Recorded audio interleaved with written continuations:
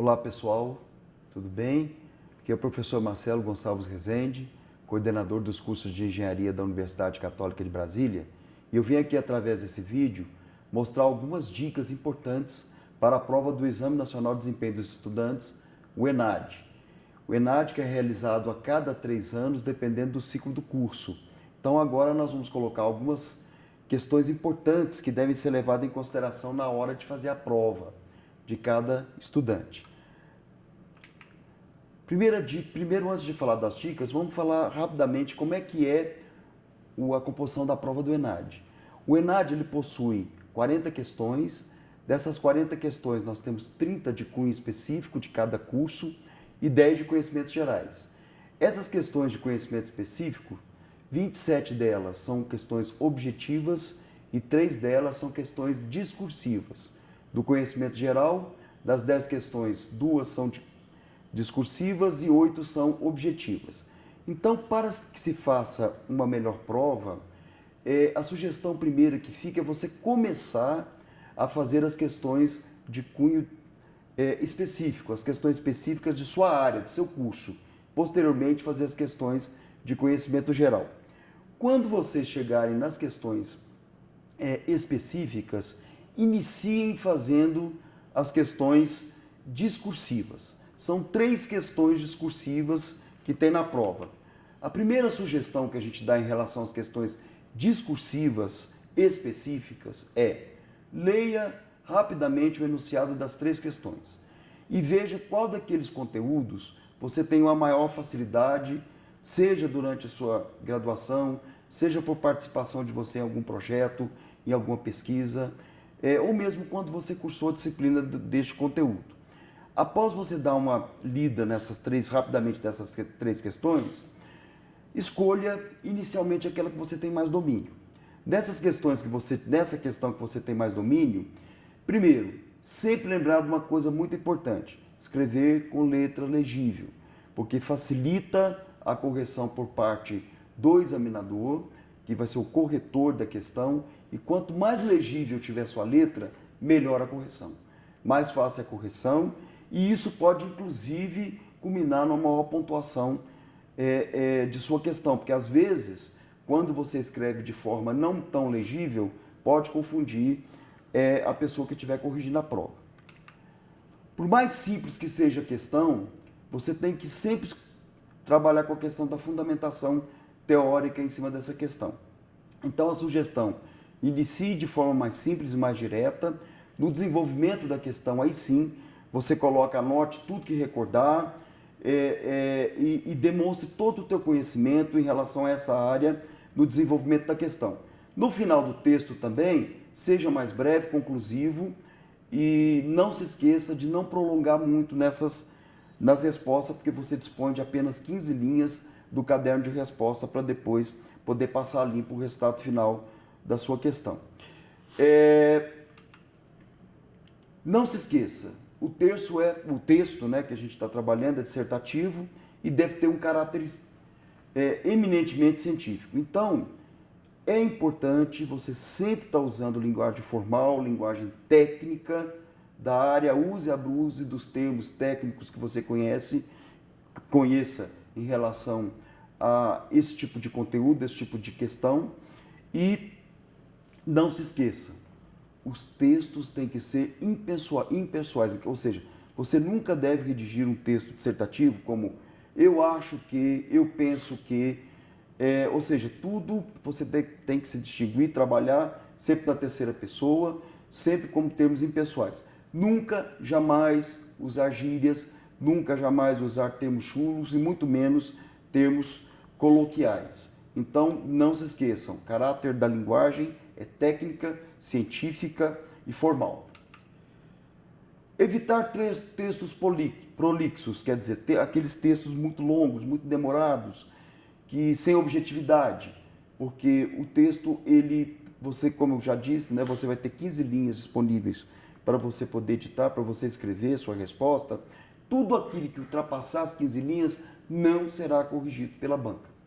Então, tudo que você escrever além das 15 linhas não vai contar para a sua pontuação final. Então, às vezes, você vem desenvolvendo conhecimento, desenvolvendo o texto e você perde muito tempo nesse desenvolvimento, fica faltando você fazer uma das coisas mais importantes da questão, que é a sua conclusão em relação à resposta.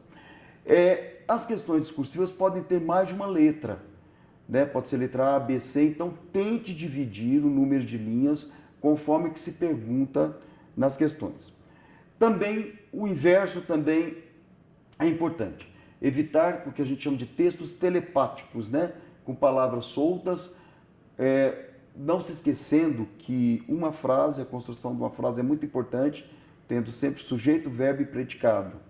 É muito importante fazer essa construção, que às vezes você pode se deixar uma palavra solta, que não tem nexo, não tem sentido e vai acabar fazendo com que você possa perder alguma pontuação. Não é interessante construir frases muito longas, porque você acaba se perdendo talvez no quesito pontuação e acaba perdendo pontuação em relação à correção final. Mas também não é muito legal você fazer frases muito truncadas, muito quebradas. Então tente fazer uma frase consolidada, com aquela história, né, de que você complete aquela ideia que você teve em relação àquela parte da sua dissertação. Evitar a questão de erros ortográficos, gramaticais e de construção de frase. Caso você não se lembre como se escreve uma palavra, você tem alguma dúvida, tente pegar algum sinônimo, alguma palavra próxima que tem o mesmo sentido e coloque no lugar dessa que você tem alguma dúvida. Que os erros ortográficos realmente descontam nota, descontam pontuação em relação à nota final das questões discursivas. Caso você não consiga responder uma das 3 questões discursivas ou que você não tenha subsídio técnico para poder fazer essa questão, recorra às questões objetivas específicas correspondentes àquele tema. Por quê? Nas questões objetivas correspondentes àquele tema, pode ter alguma ideia, algum termo técnico, algo que possa te ajudar bastante na hora de você poder construir essa questão dissertativa. Então a minha sugestão é a seguinte: faça aquelas questões dissertativas que você tem confiança, deixe talvez aquela questão que você ainda não está tão confiante, vá para a parte das questões objetivas específicas e tente, através dessas questões objetivas, buscar subsídio para depois você responder essa questão que você está em dúvida.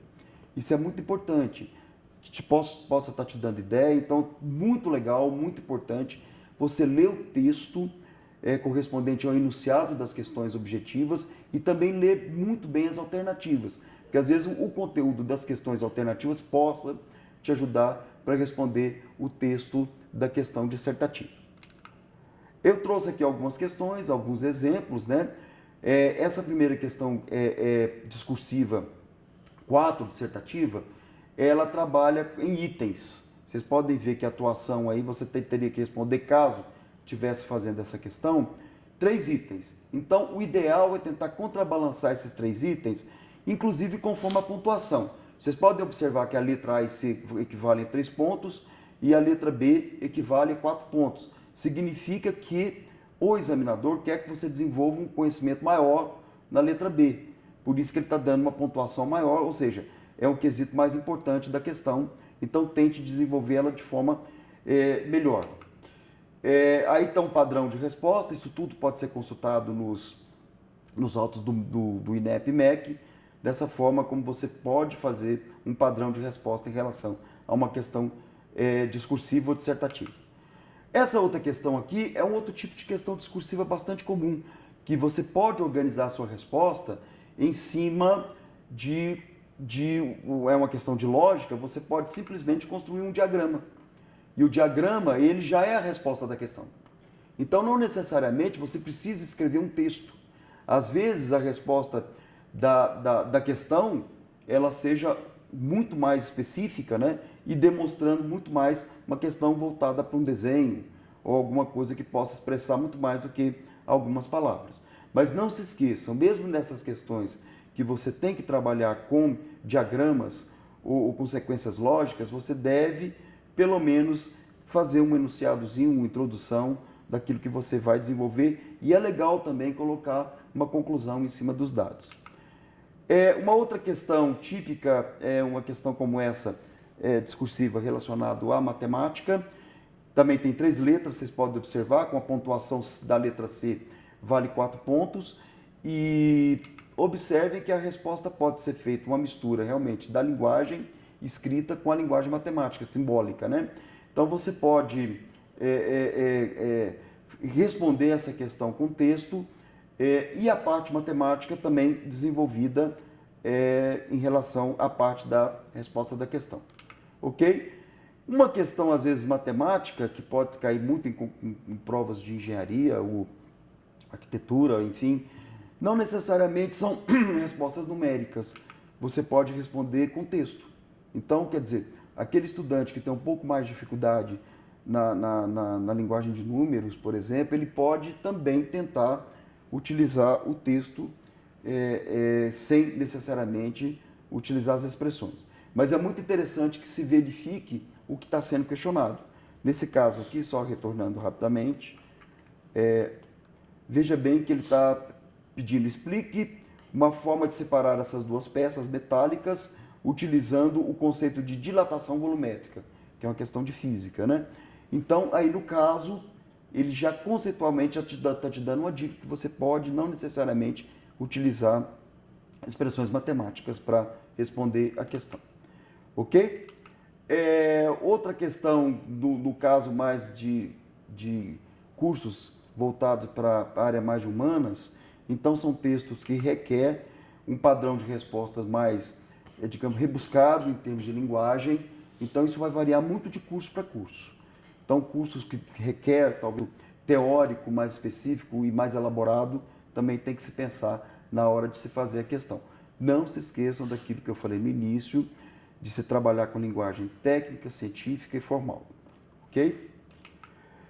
Com relação às questões objetivas específicas, nós temos 3 tipos que o INEP coloca como questões objetivas. São elas, questões com uma alternativa correta, questões com 4 a 5 afirmativas ou assertivas, para você selecionar se são verdadeiras ou falsas, e a questão tipo asserção-razão.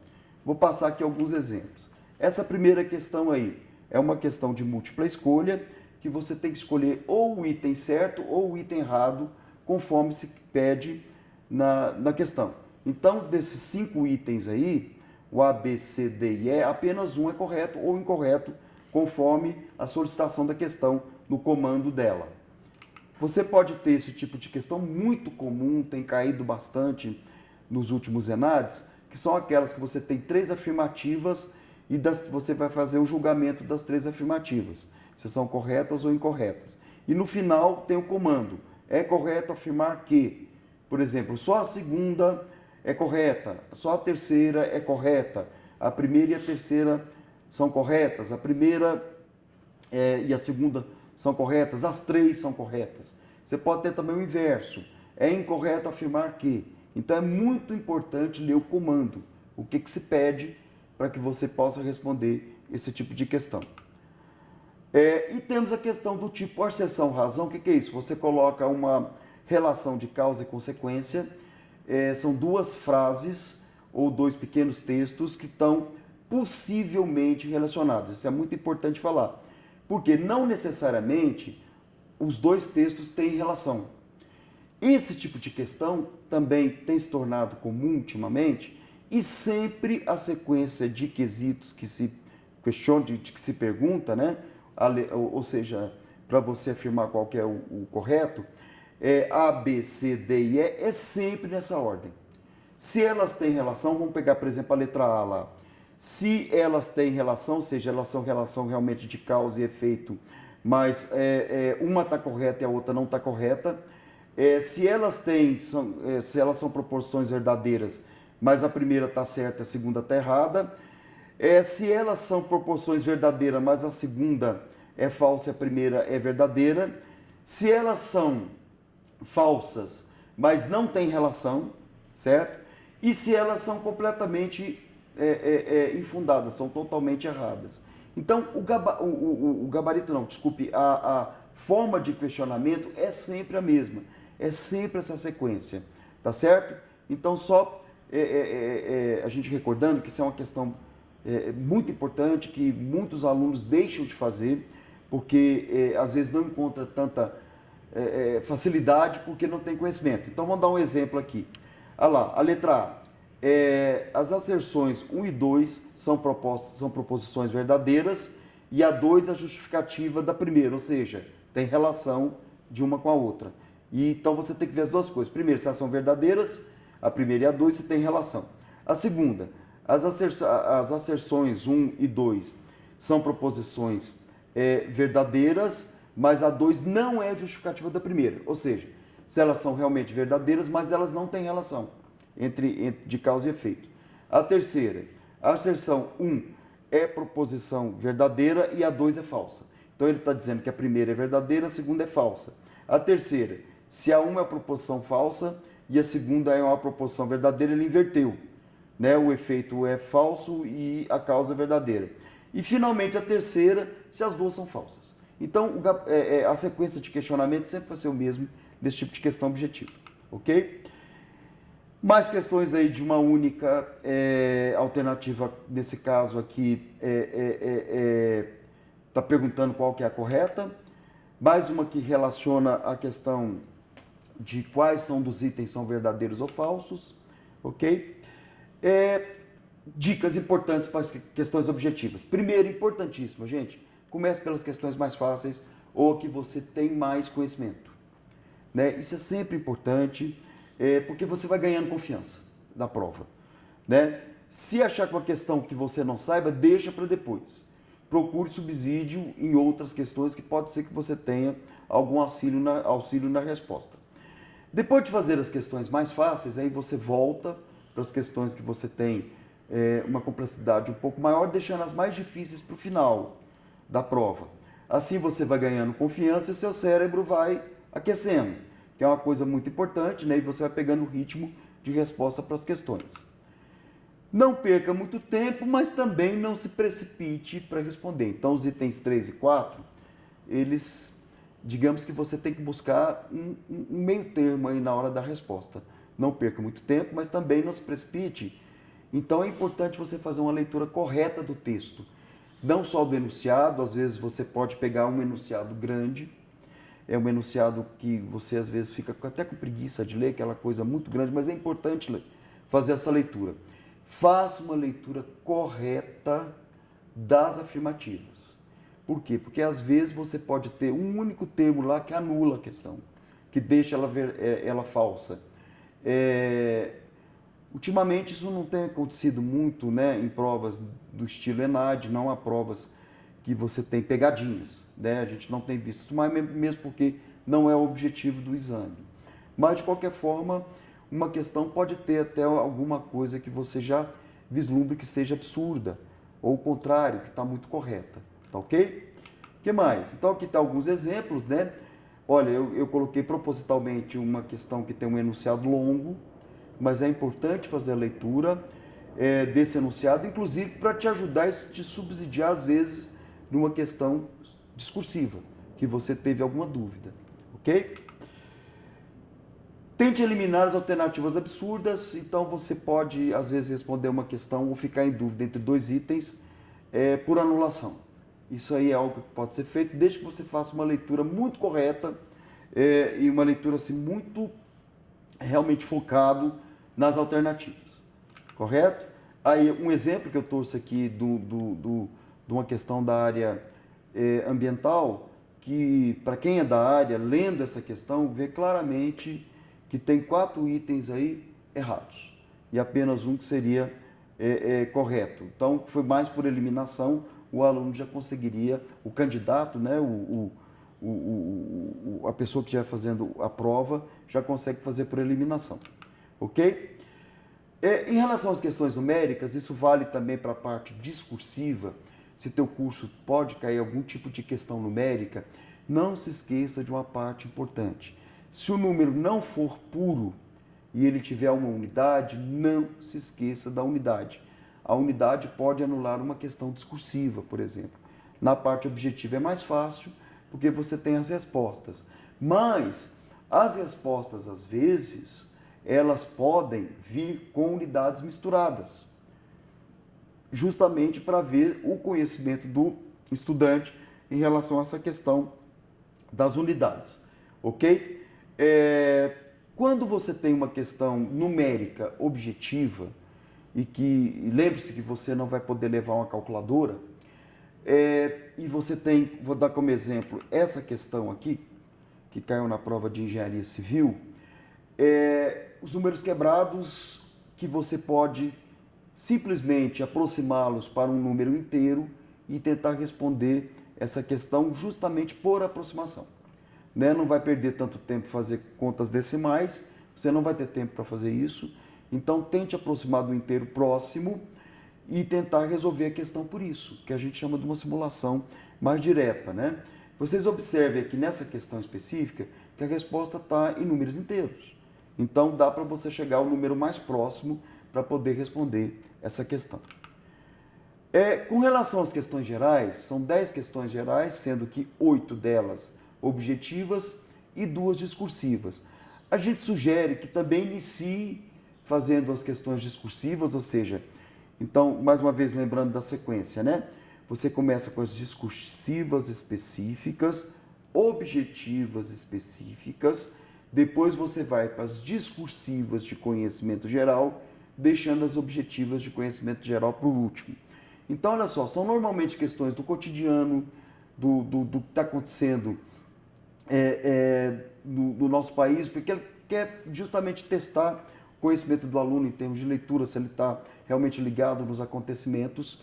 E dessa forma, algumas das questões, você inclusive escutou até uma notícia no jornal, uma notícia no rádio, então é algo que você possa responder nesse sentido.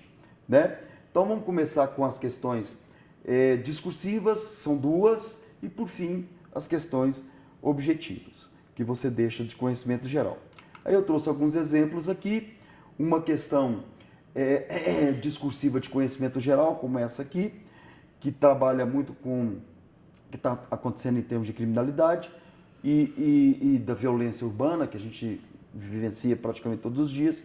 Então dá para você buscar um subsídio, né? Observe bem nessa questão, gente. Olha a diferença de pontuação. A letra A vale 7 pontos, a letra B vale 3 pontos. Então, realmente, o próprio examinador quer que você desenvolva muito mais a letra A do que a letra B. Então, concentre, né? Não que você não vai fazer a letra B, logo, obviamente, mas a letra A, concentre mais seus esforços na hora de poder estar fazendo ela. Aqui uma questão objetiva de conhecimentos gerais, também uma questão muito voltada para o cotidiano, né? O cotidiano, tudo que está acontecendo no dia a dia nosso. Às vezes pode surgir uma charge, pode surgir um poema, uma coisa na qual você pode estar tirando e responder essas questões mais gerais. Lembrando que as questões gerais, de conhecimentos gerais, ela é igual para todas as provas de todos os cursos daquele ciclo. Então não tem mudança, vão ser as mesmas que qualquer estudante que está fazendo ENAD vai estar respondendo, ok? Vamos agora a algumas dicas, né, para a gente finalizar o vídeo, né? Algumas dicas importantes para você fazer uma boa prova. Espero que vocês vão fazer em função dessas dicas. Olha só, a primeira de todas, gente, calma e tranquilidade. Então vamos para a prova tranquilos, não vamos para a prova nervosos, vamos pensar que aquilo vai estar te avaliando nos últimos 5 anos, os 4, 5 anos de curso que você teve durante sua vida acadêmica. E uma coisa muito importante, a prova é realizada no domingo à tarde. Então você tendo uma boa noite de sono, você comparecendo à prova com a cabeça boa, descansado e etc., você vai ter uma condição de fazer uma prova melhor do que um colega que não fizer isso. Então a dica é realmente preservar, né, a véspera da prova, dormir cedo e etc. Em relação à alimentação, gente, como a prova é no início da tarde, então vamos comer moderadamente aquilo que você já tem costume de comer, que não te faz mal, que não possa te dar algum tipo de desarranjo, aquilo que não vai te deixar estufado ou que possa te dar dor de cabeça ou que te dê sono, né? Ninguém que, por exemplo, vai comer uma feijoada para depois ir fazer uma prova dessa, né? Então vamos tentar uma alimentação mais leve, mas aquilo que também você já tem costume de comer no seu dia a dia, que não te faz mal. Uma outra questão, o deslocamento. Muitas pessoas perdem a prova exatamente por essa questão. Às vezes mora do outro lado da cidade, vai fazer uma prova que ainda mais aqui no Distrito Federal, que os lugares são longe, né? são distantes. Então é importante você sair com tempo de casa para poder chegar, inclusive com tempo antes, aonde vai ser, no local onde vai ser realizada a prova. Porque se você já chega em cima da hora, ou quase em cima da hora, você já chega estressado, você já chega, de certa forma, cansado. Então vamos tentar sair com uma certa antecedência de casa. A questão da água é importante, se você puder levar alguma coisa para você comer, também é importante, no caso barrinha de cereal, algum chocolate, porque o organismo, você vai passar lá 4 horas fazendo a prova, então a água é importante para você se hidratar e a glicose é importante para o funcionamento, né, do teu organismo e especialmente do teu cérebro. Reserve um tempo para você preencher o cartão de resposta, não deixe para preencher muito no final, que você pode se enganar e às vezes você mesmo vai anular uma questão, porque você às vezes vai marcar 2 alternativas numa questão só, isso vale muito para a questão objetiva, né? E você perde essa pontuação de algo que você tinha certeza que acertou. Então, reserve um tempo bom, talvez para você poder, ou então já vai preenchendo o cartão conforme você já vai tendo certeza naquela questão que você fez. E o mais importante, uma questão importante, tenha confiança em você mesmo, porque se a prova estiver difícil ou muito difícil, ela vai estar difícil para todos. Não é só difícil para você. Então tente tirar dessa prova com a maior dificuldade aquilo que você possa extrair de máximo, de melhor, né? O ENAD, gente, só para concluir agora, o ENAD é um exame que visa justamente avaliar o seu desempenho, como é que você foi nesse último ciclo de vida seu, que foi a graduação, e é muito importante que esse resultado chegue para nós coordenadores, de forma que a gente possa, inclusive, interferir no curso, para ver quais são aqueles conteúdos que os alunos estão tendo mais dificuldade, aqueles conteúdos que o estudante, até o inverso também é interessante, que ele está tendo mais facilidade para resolver suas questões de vida futura, né? Que a gente possa intervir nos cursos. Agora, para a gente poder fazer isso, a gente precisa do empenho máximo do estudante.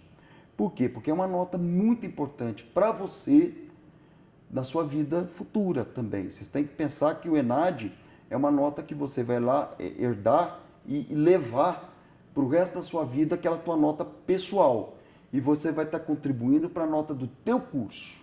Para o teu curso ter uma nota melhor, ser mais bem ranqueado, em nível local, regional, nacional, e que vai ter uma facilidade maior futura para você arrumar um emprego melhor, para você fazer uma pós-graduação, no caso um mestrado, um doutorado melhor, para aqueles que querem a vida acadêmica.